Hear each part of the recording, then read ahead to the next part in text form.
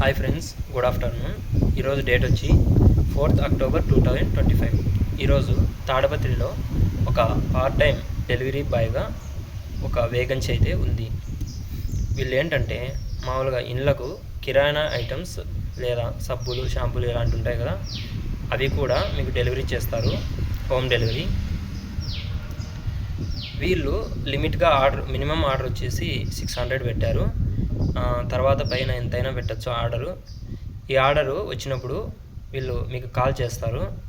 మీరు వెళ్ళి వాటిని అక్కడ డెలివరీ ఇచ్చి రావాలి కస్టమర్కి.